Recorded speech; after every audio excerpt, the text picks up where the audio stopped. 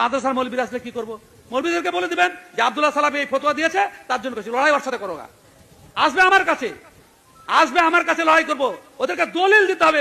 বড় মৌলবীর কথা আমরা শুনতে রাজি নই। একটা দলিল কোন আলেমের দেখাবার ক্ষমতা নাই যে ফেতরার মাল আল্লাহ রাসূল সাল্লাল্লাহু আলাইহি ওয়াসাল্লাম অবশ্যই জবা রেখে, আমি আল্লাহ রাসূলের কথা বলছি, কিন্তু পরবর্তীতে কে কি করেছে, কোন মৌলবী, কোন মাওলানা, কোন তাবেঈ কে করেছে, ওসব দলিল নাই। আল্লাহ রাসূল সাল্লাল্লাহু আলাইহি ওয়াসাল্লামের যুগে ফেতরা জমা রাখা হয়েছে এবং ঈদের নামাজের পরে বিলি করেছেন। একটা দলিল চাই। সব আগে ভিতরে করেছেন।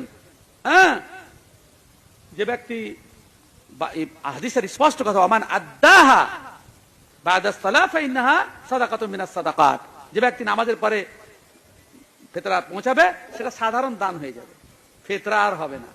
এই ক্ষতি করবেন না। মোড়ল মাতব্বরদেরকে অনুরোধ, পরের ঈমান আকীদা নিয়ে জীবন নষ্ট করবেন না। পুরোপুরি সম্পূর্ণ পৌঁছে দেন গরিবদের কাছে।